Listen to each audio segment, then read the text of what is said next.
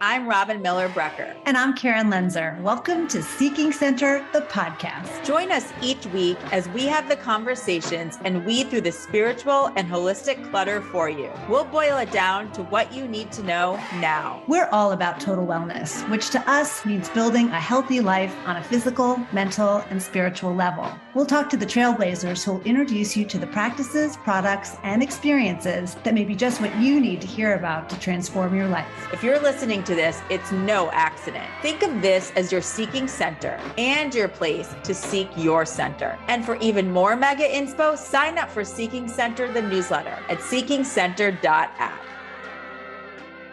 Toni van der Marel is a clinical and spiritual hypnotherapist, energy healer, and yoga therapist. She began using hypnotherapy to find out who she really was beyond this lifetime. And eventually, her experience guided her to become fully certified and bring this profound offering to others. Toni believes that every time we delve into a hypnosis experience, we gain deep and transformative insights into our lifetime now. She sees hypnotherapy as an easily accessible and practical tool for gaining a deeper understanding of consciousness and of ourselves. In addition, Toni is able to clear negative energy that may be causing unexplained symptoms and weighing you down. Karen experienced Toni's gift firsthand. We'll talk all about the process and why these resources may be what you need to consider to feel like your truest self. Hi, Toni. Hi, Toni. Hi. Well, thank you so much for inviting me. I'm very excited. Oh, we're excited to have you here. I know when Karen and I first talked to you, your journey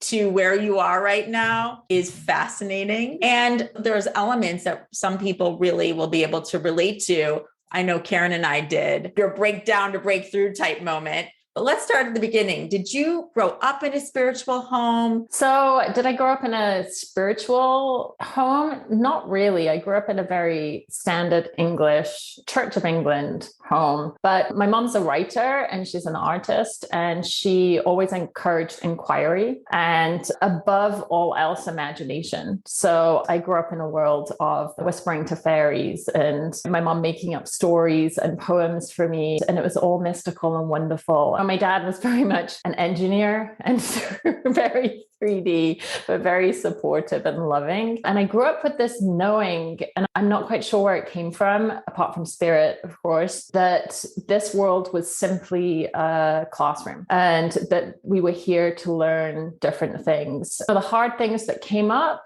I took in my stride and just thought of as lessons. And that was just so solidly ingrained in me. I didn't ever question it. And then the older I got, and it's not something that I really voiced, but it was something definitely that was always inside of me. And then when I was in my early 20s, my dad got sick and I was not worried about him because it was a terminal illness. And I wasn't worried about him passing on at all. In actual fact, I was excited for the fact that I considered that we would be closer. And again, I'm not sure where that came from. And when he did pass, obviously there's the 3D sadness, but I was expecting, and I was living in Germany at the time, I was expecting to be close to him like I had never been before, in that way that we wouldn't be separated anymore because he would be spirit. And that wasn't the case. He was just gone. And I was angry and I was like, I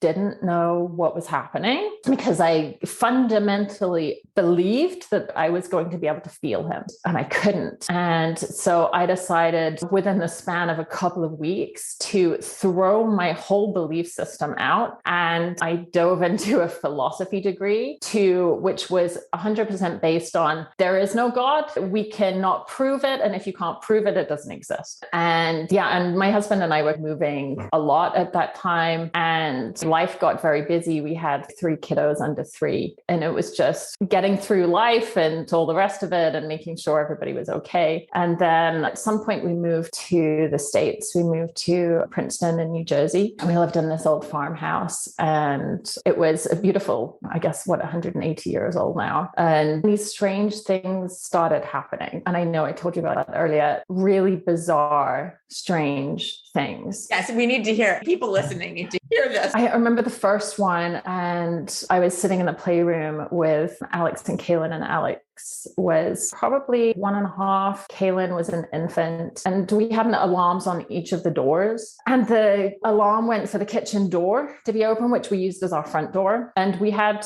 quite a few locks on that door, deadbolts and locks. I think there were 3 or 4, which was bizarre. So I went through to the kitchen, and we had lots of kiddo gates, and the door was wide open. And my purse was sitting right on the side, just by the front door. And I was, okay, that's strange. So I went outside, looked, there was nobody there, consciously locked all the locks once again, went through the kiddo gates back to the playroom. And 2 minutes later, it happened again. Oh my God. I mean, I just had the chills. So did I at the time. In the house, we had 2 sets of staircase, a back staircase and the full front staircase. And I was convinced that somebody was in the house. Oh my goodness. Things like that started happening. Food started disappearing. I remember one time I was making my son lunch, and my other daughter was asleep, and I strapped him in his high chair and then turned around to the plate, and the food was just gone. And it was a clean plate, and it was gone. And I was like,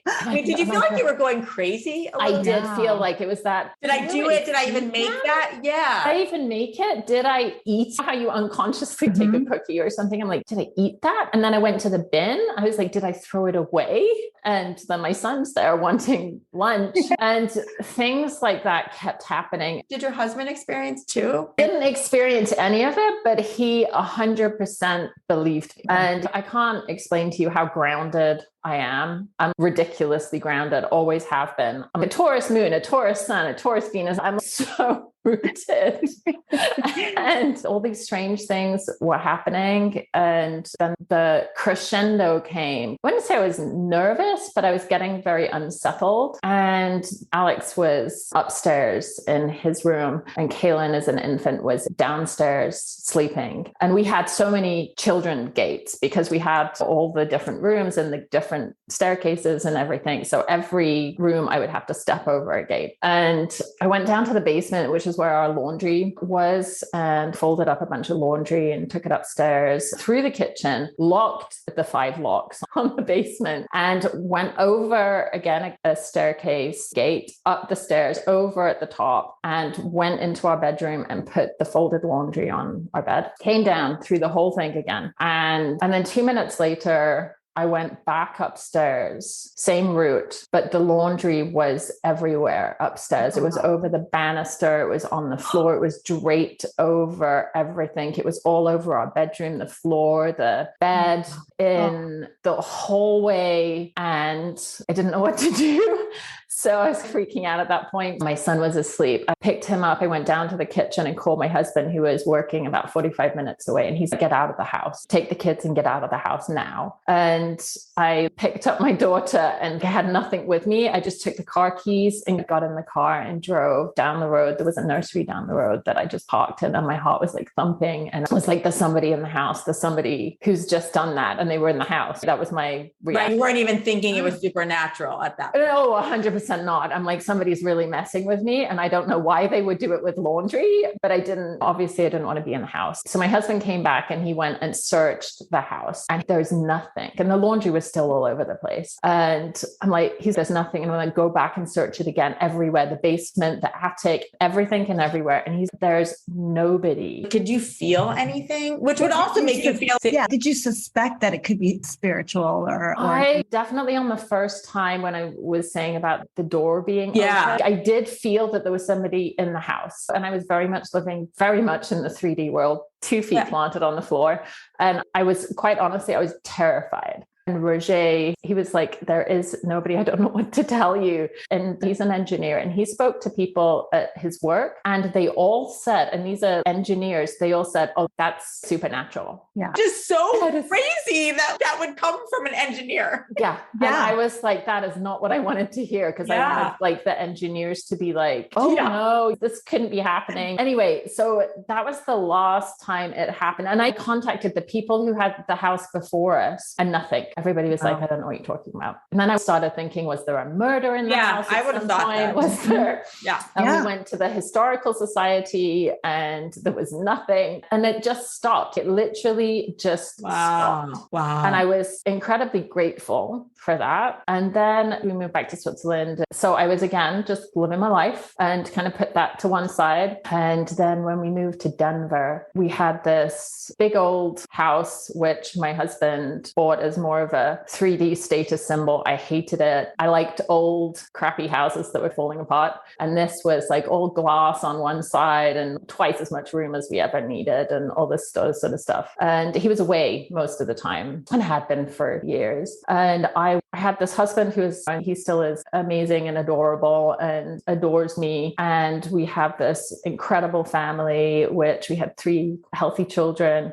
And I was working in art and I had talents, abilities, I had people who care about me, and I should have been super happy, but I wasn't. And I didn't know, I felt like there was something missing. And I would get myself together for the kiddos and get them off to school. And then I would fall apart during the day and not be able to get it together. It was like, I didn't know what was wrong. I went to the doctors. I'm like, just do every test because maybe it's a chemical imbalance. Yeah. And they tested for everything. And they're like, oh no, you should probably go on antidepressants. And I was like, I don't want something to mask this. I want to know what's going on, ruling out everything. My husband was, because he was away so much at the time, and he was like, we'll just move again. Where do you want to go? Wherever you want to go, we'll go to a different place. And I was like, no, I'll be taking this with me. This is not an external thing. This is internal. And so my husband signed me up for this Hay House 4-day program in San Diego. And I don't think at that time I'd actually been away from our kids. And it was just for me, and somebody I knew locally was also going.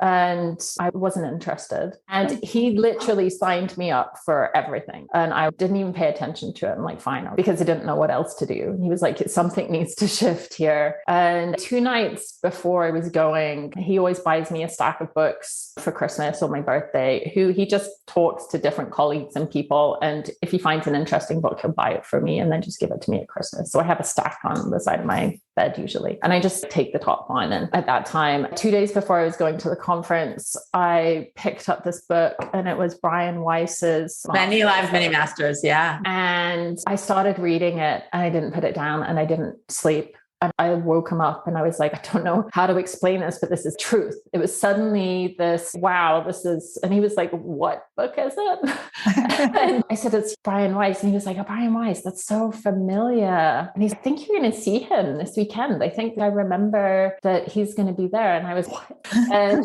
we looked at the agenda that he had printed out for me, which I hadn't even bothered to look at. And Brian Weiss, I had a workshop with him all day Friday. Oh my goodness. Wow. And then all of a sudden I was so excited to go. And so I got on a plane and got there. And on the Thursday night, I can't tell you how skeptical I was. On the Thursday night, there were 3 mediums and I was like, yeah, super skeptical. And so they did their thing. And there was the last medium, just as she was about to walk off, she came back and she said, oh, I forgot. There was a message just before I came on stage. And this is for Toni. And I'm sat there and in my head, I'm going, there's probably 50 people in the room. And I was like, how many Tonis are there here? Probably at least 6. And then she was like, I'm sorry about all the weird stuff in the house. Wow. And I thought, oh my God.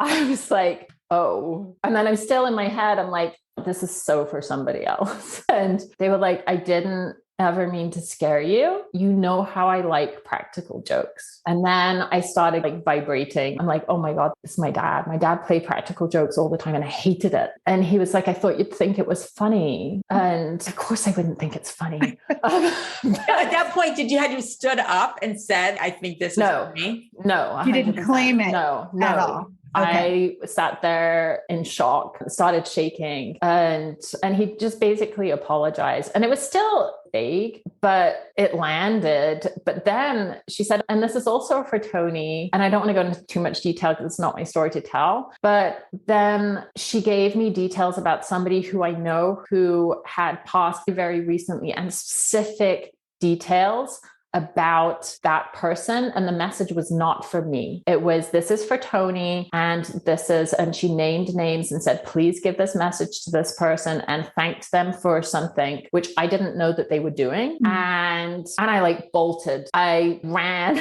I remember just running like a few streets away and leaning up against a building. And I called the person who the message was for, and they were in England, and it was the time difference. And I was like, this has happened. And they were incredibly supportive, but it was just, for now I realized that it was just spirit saying, wake up, like Definitely. pay attention. Yes. This weekend's important. Yes. And when I went back to my hotel room, and as I was lying there thinking about it, I had an out of body experience. And I was there watching my body, and I got very clear messaging saying, this is all an illusion. Do you not get it? And I was watching myself, and I wasn't breathing. And they were saying, you don't need breath. It's all made up. Do you get it now? And wow, what validation for you of what you thought growing up without even understanding why you knew that. And here you are decades later with this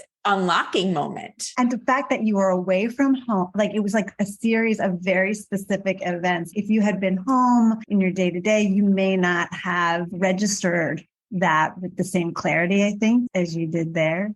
Yeah, it shifted everything for me. And all of a sudden, I realized that these years I'd been living since my dad died, and I rejected all of my old belief system. And it all came rushing back in a knowing. And then the next day, I spent the entire day with Brian Weiss, and I think probably 40 or 50 other people. And he led us through 4 exercises of past life regressions. And it was possible. It was like right there. It was so tangible for me. And I had so many knowings from that experience on that day. And I was hooked. There was one in particular that day that my youngest daughter was having a really tough time with anxiety at the time. And I wasn't quite sure how to deal with it. And I totally had this experience where I completely understood the context that she was coming from, because it was past life with me and her and what played out. And that's the gem for hypnosis for me, is no matter how often you go in or what it is you go in with the intention of, you come out with this information that is pertinent to this moment of your life. It changes everything. And from that experience of understanding what was happening with my daughter, I could go back in with wisdom to help and support her, which I didn't know before. And then I was just hooked. I bought, at the time it was CDs.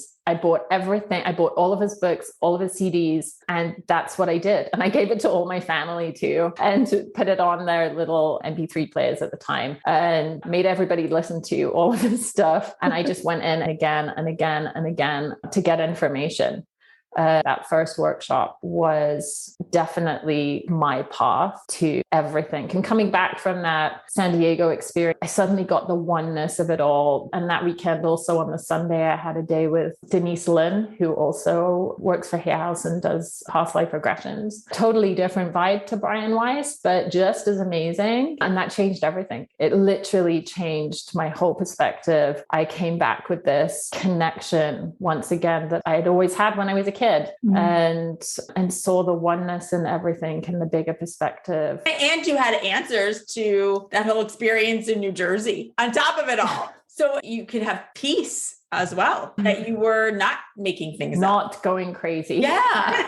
Yeah, exactly. But isn't it funny how it has to get your attention in such a dramatic way to wake you up? And it's so specific to each individual person. That's what amazes me with all the sessions I have with people, is that so complex and it's so interwoven with their experiences in life in general. And it's undeniable that it's so individualized. And that to me is incredible when you're guiding somebody and they have these awarenesses. And I wouldn't know that stuff, but their experience. And you think about how connected you are with your husband from an energetic perspective and the nudge that he had to get you to San Diego, which is so random, right? At the time felt so random to you. It's not like you were interested, even knew what it was. Yeah. And here he was booking this whole weekend because this is what needs to help you. And he doesn't know why he knows it. I hope everyone listening can see how things can happen that you'd never imagine possible. And it really can be the catalyst of other people in your world who help push you, and they don't even know why they're being pushed. And here you are transformed, right? You come back with purpose, with excitement, with a knowing. That's unbelievable. And it just shows what's possible. It does. And I came back with this vast perspective of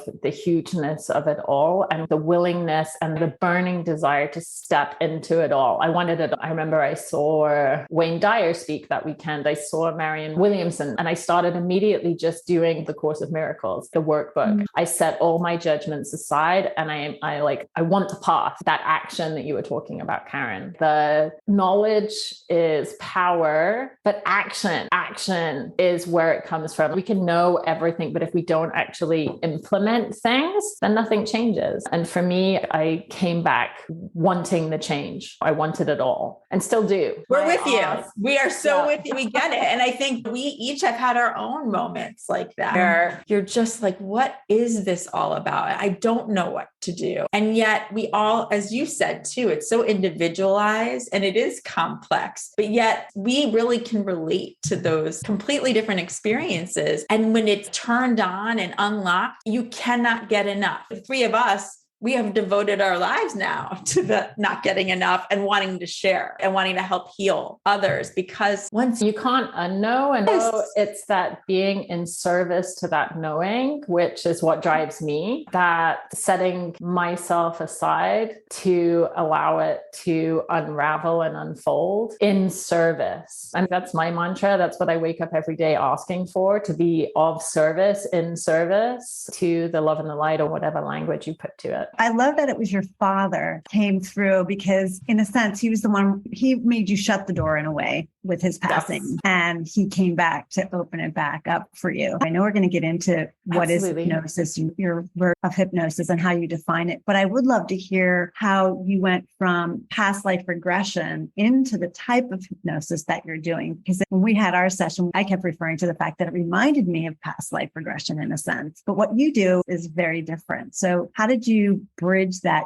gap from a Dr. Weiss to your own version of what you're doing? Again, it's that drive. I wanted to know everything. And I discovered Dolores Cannon's work. I can't remember. It's the one book that she has dedicated to the life between lives, which is what Michael Newton took and ran with. And I devoured those books. I went and booked a life between lives session, and it blew my world wide open on a completely different level, because all of a sudden I had this experience, this tangible experience of spirit and my guides and who I really was, because ultimately I believe that's what we're here to do, is to know our true self. And I got that in buckets. It was 2 sessions, and both of them I had life between lives experiences, and those have never left me. And I also go back and listen to those and get deeper wisdom from that. And it changed everything, changed what I thought about myself. And I came out of there bouncing. I remember the practitioner being like, "Are you okay to drive?"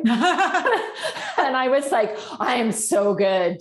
As I spoke to Karen, my advice to my clients is always try not to share this until it's landed with you, because you don't want to imprint somebody else's opinion about your experience on the experience itself. So I do always encourage clients to take some time to let it percolate, as Karen said, or process it, do some self-inquiry, really get that experience to land in your whole self, and then move out to tell other people. When it's so solid in yourself that no matter what anybody says, it's not going to change your experience, But I totally didn't do that. I walked out of those sessions and I couldn't talk to enough people. I'm like, this is amazing. This whole thing happened. And I have guides and I can feel them. They taught me to feel their presence. And they gave me so much information and wisdom on myself, but also the people around me, what I should be doing, my job back in spirit, which totally 100% made sense. All my family's jobs in spirit, which allowed me to support and help guide them now and still do. And I can't explain to you how it blew everything out of the water, everything in the work we do. You think you see this, you've got the blinders on and you're like, no, this is it. This is my vision. And then all of a sudden you get this wider, when the blinders get broader and you're like, oh, wow, no, this is it. And then the next experience you have blows that wide open. And that was very timely because it was just before a very close person in my family died. And I was with them when they died and they were seeing spirit in the last day. And I was able to have conversations with them about what was happening. And that person taught me to physically feel my dad who was present. And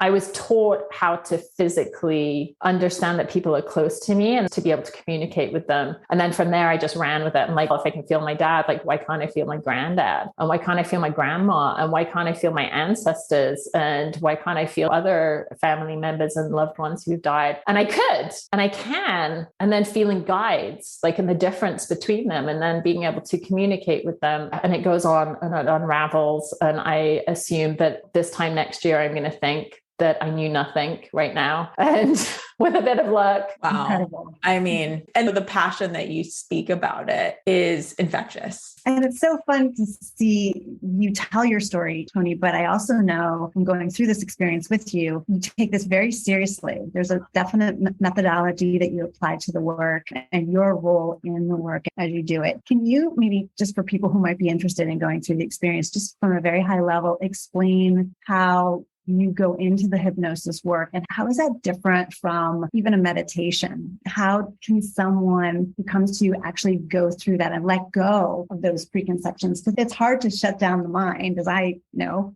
and experience. So how do you do the work and really help whoever it is that you're working with allow themselves into that experience? To start with, I get somebody to fill out quite an extensive form. And from that, the questions are formed very purposefully. So I get to understand where they're coming from and what their challenges could be. And just from the sharing in the form, it gives me a really clear idea also of how to approach a certain person. And I'm also always, everything from when a client contacts me, I form that in spirit bond with their spirit. I can get wisdom that I wouldn't necessarily be getting from written words. And then I chat with the client way before the session. And there's a lot of back and forth. So I get to understand what they're hoping for, what their blocks could be. And from the perspective of what is for their best and highest good, how can I support them in an experience that will give them the best information they can for being their best selves right now and moving into that best self. That's where I come from. And you're right, Karen, I do take it very seriously. This is hands down the most fun I have in my life. I love doing this work, but I see it as that service. I see it as the opportunity that people have to connect to their true selves. It really is that opportunity. And sure, some people come and they have a fun experience and maybe they talk about it a couple of times at parties or something, and that's all they take from it. No judgment. I assume and fully, truly believe that everybody gets exactly what they need in the moment. There are no mistakes in this world. And maybe somebody just needed a little nudge, and that's great. But my love of this work is when people take it to the depth that I know that it can move people. If you approach this and the fact that it could be a catalyst to change your entire life, your entire perspective. I do self-hypnosis pretty much every night and usually every couple of weeks that I'll go into and have hypnosis done on me. And I take it very seriously myself. I'm not sure it's fun, but like I said, I want it all. I want to peel back all the layers. I want to be the best that I can to serve the best that I can. It is fun, but it is also, as far as I'm concerned, why we're here is to learn. And I'm not saying hypnosis or hypnotherapy is the only modality by any means. It is not. We've got 7.5 billion people on this planet. How could we possibly think that there is one way to get to know self? There's a million different ways. But I believe that hypnosis, if people are open to it, can really give themselves, it can be a catalyst to an experience of a deeper knowing of who they really are, the purpose that they feel, and having that bigger perspective of not getting wrapped up in the 3D world, which, don't get me wrong, the 3D world is amazing. That's why we came here. It's very purposeful, but it can give us a bigger perspective of that 3D world and allow us to be here and serve better. Also, just for everyone listening, so they know you really did the work when you came back and you became certified in all types of hypnosis, as well as energy healing and so forth. So when you talk about how serious you take this, you are steeped in that, in the knowing of how to work both on yourself and others. I think that's what we're here for. It's if I do my work, I help you. And the more knowings that I get, then that helps everybody who I come into contact with. And the ripple effect of that is literally, it changes everything. It changes everybody. And yes, I'm driven in this way. There are other people who are driven, I don't know, in many different ways. Like a doctor, for instance, is doing the same thing. They're being the best that they can, and their knowing and wisdom has a ripple effect also in the world. We're so intertwined that way. And I think if we can step back and see that you are me, that I am you, we are one and the same. So if I can give somebody the experience of even getting a taste of who they really are, then isn't that why we're here, to support each other, to be our best selves? That's my perspective, at least. But I think, Karen, to your point in talking about all the preparation, which I had heard about prior to Karen's session with you, and now hearing from you and the work that you have done to do this work, there's the level of trust you can have going into a session can help you to let go and really be in that moment, in that session, so that you can peel back those layers and allow yourself to see the truest part of yourself and why you are here at this time in life school, really. I just want to point that out to everyone. You can have that trust and knowing that it's with the best of intentions, with your best knowledge and experience. Because I think we brought this up earlier in the conversation, some people are trepidatious about hypnosis. Oh, there's so many misconceptions about hypnosis that stage hypnosis has given hypnotherapy a really bad rap. People think that I'm going to be in control of them, that I'm going to get them to bark like a dog or something like that. And hypnosis is a co-creation. I cannot do and would never want to do anything to anybody. That to me is completely unethical. And we have a set, as a hypnotherapist, there are ethics that we have to go by in our profession. And hypnosis there's nothing weird and wonderful about it. It is a very structured, guided meditation to get somebody to a certain level of trance and awareness, so they have deeper access to that wisdom, the wisdom that's available to all of us. And some people come to sessions thinking, oh, then am I going to remember it? I'm like, if you were sitting in meditation, or if you're just sitting in a room with your eyes closed and feeling very relaxed, you can still hear your kids in the next room. You can still hear an airplane going going overhead. It's not that anything strange is happening. All hypnosis is self-hypnosis. You are simply giving yourself permission to listen to me and be guided. And everything that I do is client-led. So I'm not leading anything. I'm just giving you stages to allow yourself to drop deeper and deeper into that deep state of relaxation. So then you can access things like life between lives or parts or past lives, or get in contact with your guides, your higher selves, whatever adventure you happen to be on.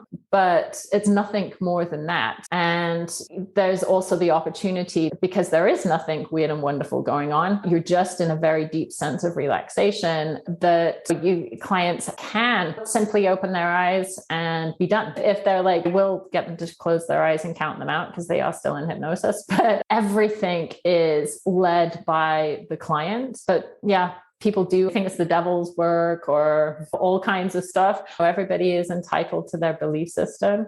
Yeah, there's nothing that a hypnotherapist can do to you. Everything is with your full consent and permission. And that's the first question we ask is, do I have your permission to guide you? And it's not that I'm doing anything. Again, you are simply giving your permission to be guided. But I would highly also recommend to people, if they are unsure about a hypnotherapist, find one you're comfortable with. Everybody resonates with different people. Some people will be very comfortable with me and other people not. And that is fine. There's enough of us around that you can find the person who suits you. Trust is the basis of everything. The more comfortable you are with somebody, the easier the process is going to be. So if you have some weird vibes from somebody, then please go find somebody else. One of the questions I asked you before we started was, why do we really need to go into our subconscious to make this connection? What is it about having to go so deep into that area? Why is it so necessary to go so deep to make this connection to our higher self and our angels and guides? It's like getting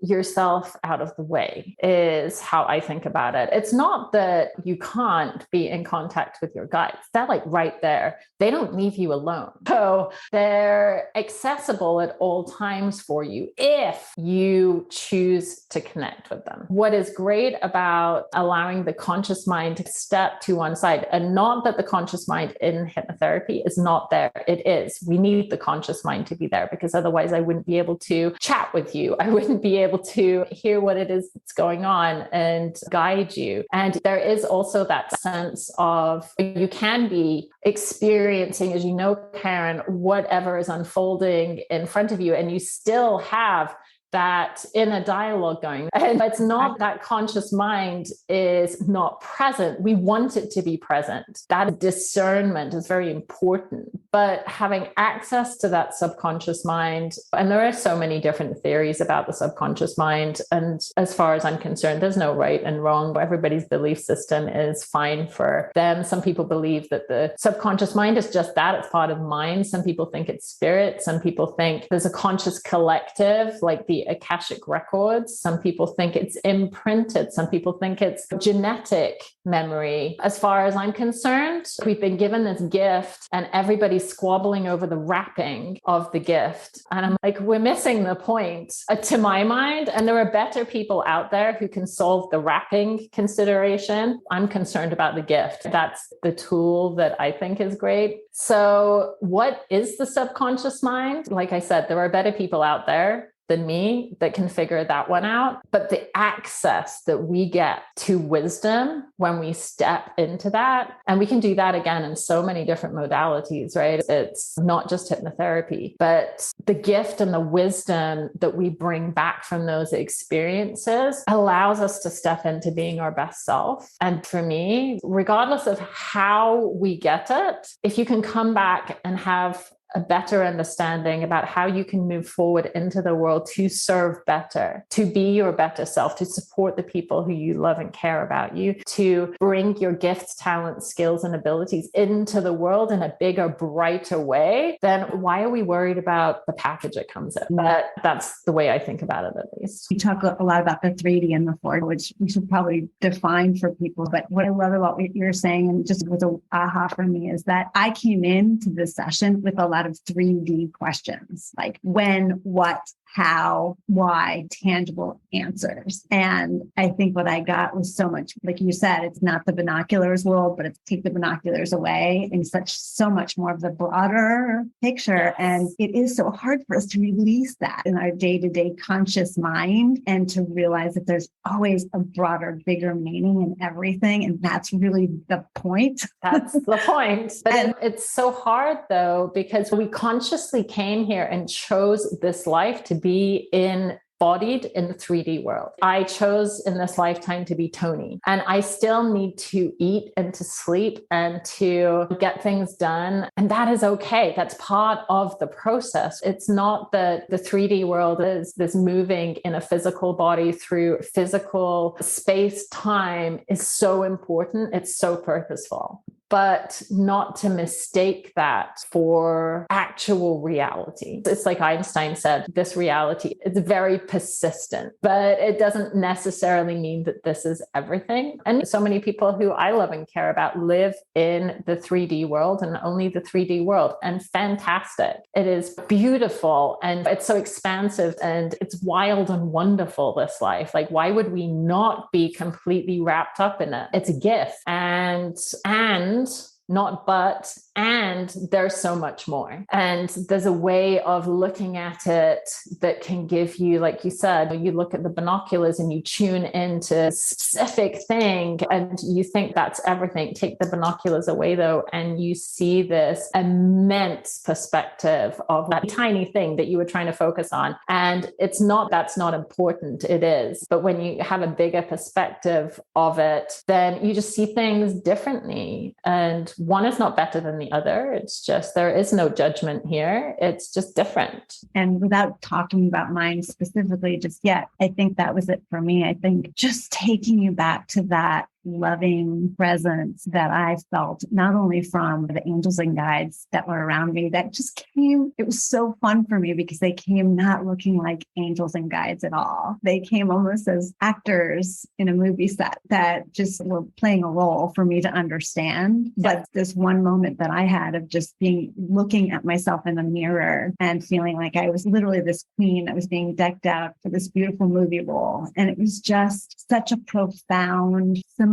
of everything that they were trying to tell me. And again, going in wanting such specific things, but being able to come out with just that emotional connection back to myself was what I really needed to know, so that all of the rest of the questions could fall into place, because none of those were really the point or ever are the point anyway. So it was just such a really beautiful way to get back to that feeling, just the feeling of it. It's your true self is. Yeah.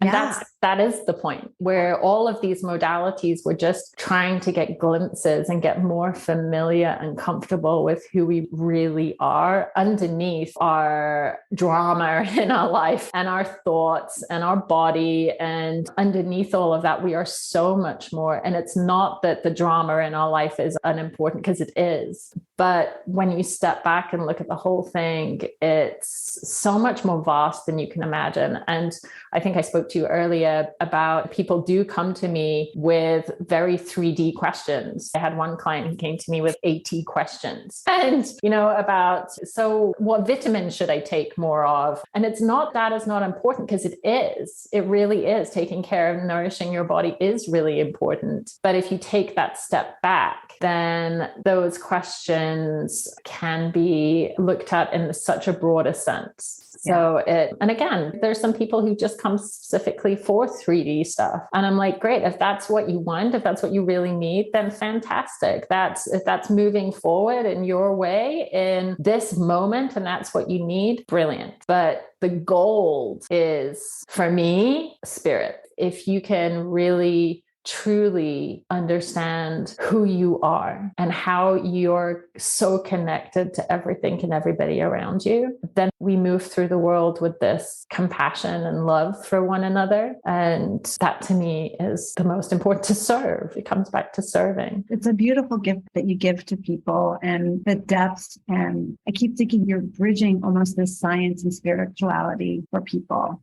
in a way, so that people really want to feel that they can follow a real modality and be guided. It's just such a wonderful way to get there, but doing it in a purposeful way. And what I like about hypnotherapy is that it is the client's experience. This is not me navigating or anything coming through my way of understanding. This is your experience. So I'm not getting information and I'm not filtering it through my filters to give to you. This is your experience fully and completely. And everybody gets it in there. Spirit talks to us in metaphors, symbols, things that we will understand, and nobody else will understand it. And that's why I spend so much time trying to get to know the client beforehand, so I can step into their shoes, as it were. And I have a ritual before that I really connect to that person's guides. So what they need can come through me and I can step to one side. In the hypnotherapy world, have to stick to a whole lot of rules and guidelines as to we're not allowed to say, oh, so is your friend there? Is your husband there with you? Because that would be leading. That's not my business. Your business is your business, and you can share with me as much or as little as you like. And that helps me to help you navigate your experience. Does that make sense? Yeah, it's so true. And just to add to that, what you do is so interesting because it's like inviting you to let the movie play out. And all you're doing is asking, what are you seeing? And why don't you ask them a question about what's going on here if it's not clear to you? It's very broad and open-ended. And like a past life regression, it's like, it's amazing what comes to you. And it can be hard to follow metaphorically sometimes what's being played out in front of you. But gosh, it's so real in retrospect, because I'm even just thinking about it now, I can see how everything has unfolded and what the meaning is. And they do their best to make it as clear as possible. And in my case, it was super fun because mine almost challenged me not to take it so seriously. Oh, it's 100% about spirit. It's so fun back there. And everybody is so joyful. Yes. And we take it so seriously in this world. And I get that time and time again through client, is lighten up. We've got your back, where it's all okay. Yeah. Or remember, none of this is real. Yeah, it goes back to that out of body experience that I had back then. Remember, it's an illusion. Don't mistake the illusion for reality. I think that's so important. And I think the other thing, just listening to you both talk, Karen, about your experience and Toni about how you work, I think the other part for people listening is it's trusting themselves too. Yes. You have to believe in yourself to have this, don't you think? Oh, that again, it comes back to the reason that we're doing these things, whatever modality it happens to be, is to get closer to your true self with capital letters. And the more experiences you have of that true self, and it may be glimpses and it may be experiences like this or other things, that it's undeniable and you can't unsee it. And the more and more those experiences compound, the closer you get to yourself, the more we embody our true selves in the world, bringing our true talents, skills, and abilities forward, we serve better. It all comes back to getting to know yourself. Yeah. And speaking of that, you talked about doing self-hypnosis. Is there anything or anywhere you can recommend people who are interested in potentially trying to do some of that on their own to start to understand how this works? Oh yeah, you can. You don't need me for that. You can go on YouTube and look up guided self hypnosis. And there's a million different things on there. And you have to find, again, it's very important to find a voice that you're comfortable with, rhythm that you're comfortable with, somebody that you trust, and test it all out. And that's a gift that it's just out there. And if that works for you, fantastic. And a lot of the time when somebody has a one-on-one experience, say working with me, then because they've experienced it, they can then go ahead and trust what they get on one of those very free, very available guided hypnosis out there. The downside of it is that it's very general and that you don't have somebody responding to what it is that's going on. If you're having a past life regression or a life between lives or energy clearing, whatever it happens to be, that adventure that you're on, you don't get to say, oh, this is happening, for somebody to be right there to be like, okay, how is that experience? How's it feeling? So you get to dive into it a little deeper. But once you get used to it, I literally do it every single night.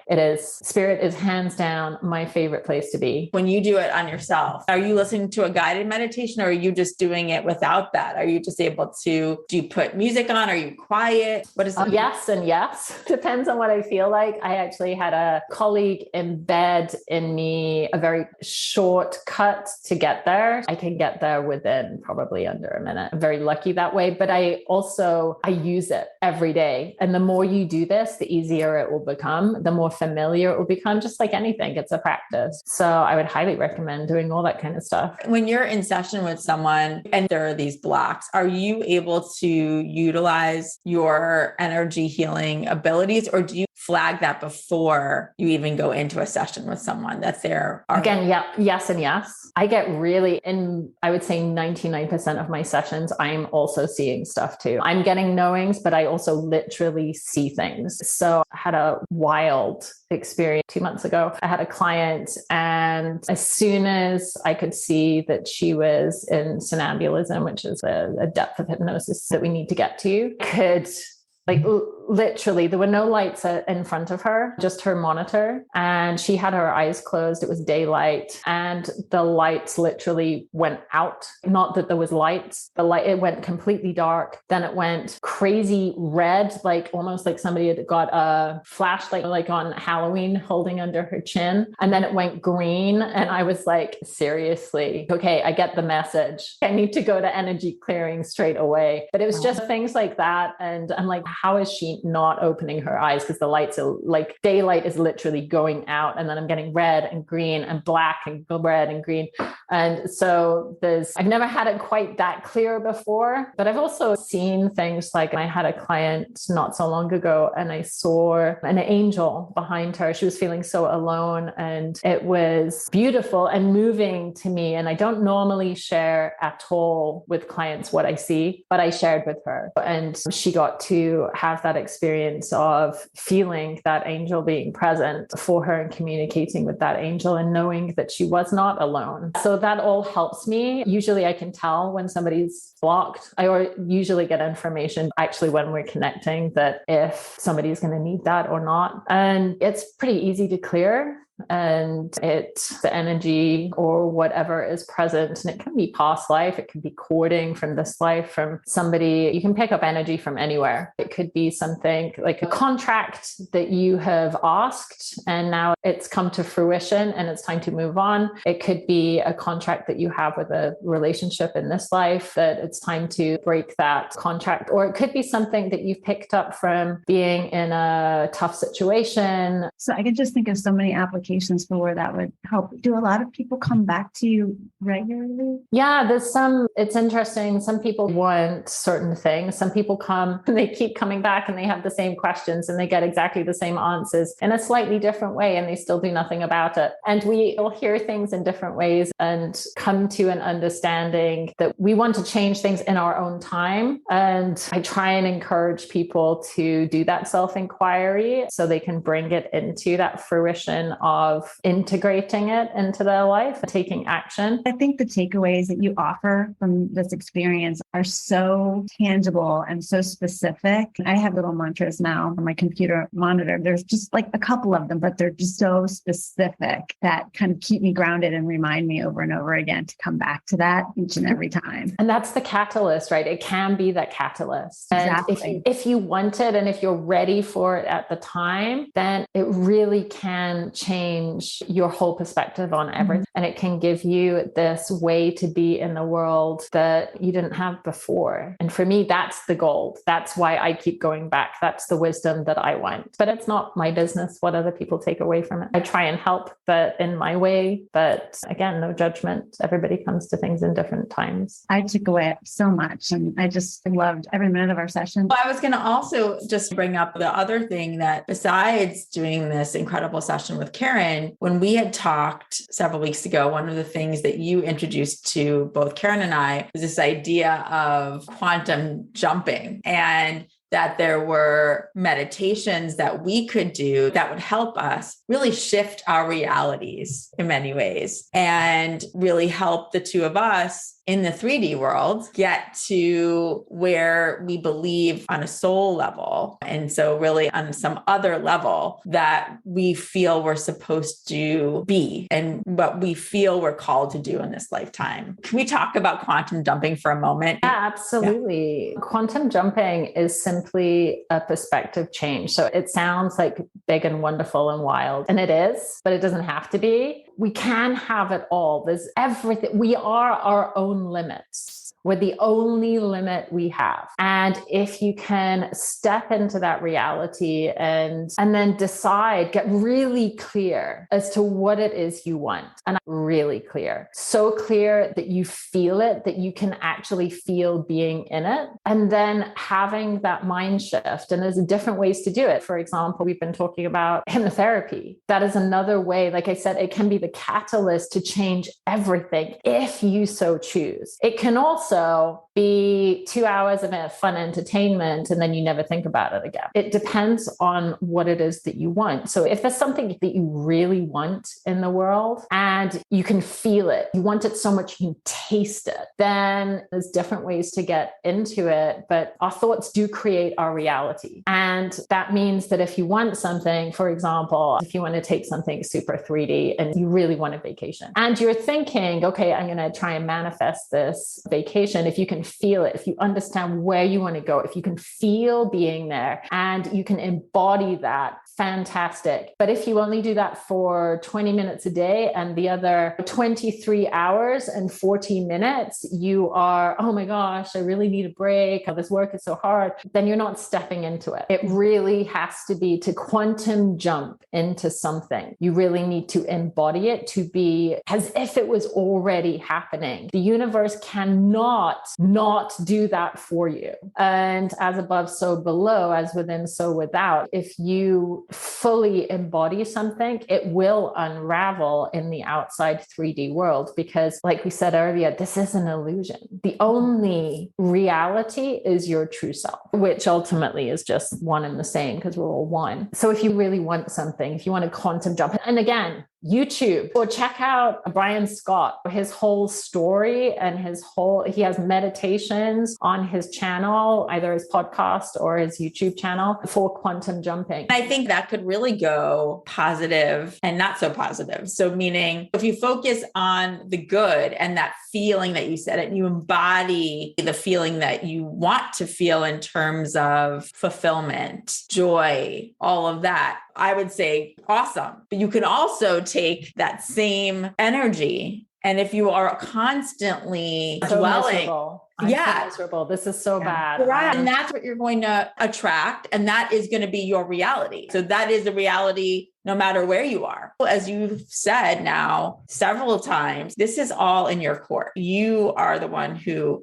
is in control. And so you can make that choice and that change to stop saying that. And we know that there are circumstances where it feels like, how would I choose something else? It feels like there's no choice. Yeah, there feels like there's no choice. You're sick or you've had something tragic happen to your family. And it feels like I'm in that. And you are, but you can choose your perspective within that. Absolutely. And I'm not negating the fact that the 3D life is hard. This is pretty much the hardest classroom to come into. So everybody listening to this should give themselves a big pat on the back for the fact that you signed up for this in the first place, because it's tough. But you also came here and it's purposeful. You can decide. There is conscious choice within this. And of course, there's people out there who can help us. There's books, there's courses, there's all kinds of things. One of the things that I do is called BWRT, brain working recursive therapy. There's definitely a science aspect to it, or hypnotherapy, or whatever your modality, which allows you the opportunity to quantum jump. Somebody can help you with that, help you guide. Again, whatever you're doing, make sure that whatever practitioner you're working with is client led, meaning that you're making all the decisions, you're making all the choices. You do not want to leave that up to somebody else. And if somebody's thinking that they know better than you, then I would question that. And I think have fun with it too. I think if you're trying it out on your own, I know Robin and I are doing it together, which just gives it even more of a powerful boost, I think, because we're energetically doing that and doing some very specific things together. So it's almost creative visualization in a way. It can be everything. The more you bring it into your world, the more you talk about it, the more you embody it, the more you have vision boards, whatever it is that your modality is, the stronger the intention, the quicker it's going to happen. A lot of the time it's work. We like to think of the spiritual life as this wonderful, everything's fairy lights and rainbows and things. And a lot of the time it's work. You turn up every day and you intend. That's my practice. And it's not that there's a right and wrong way to any of this, but the more you can embody it, the more people you talk to, literally, the more real it becomes. Yeah, it's how inventors create things. They literally see it in their mind and they mull over that over and over and over. And that's what brings it to life. It's visualizing the future of where you want to be and making it as tangible as you possibly can. Feeling the ground underneath your feet. What does it smell? What color are the walls painted if you're in a home? And having fun with it, like getting your energy there so you're really immersed in it. And it's really real for you.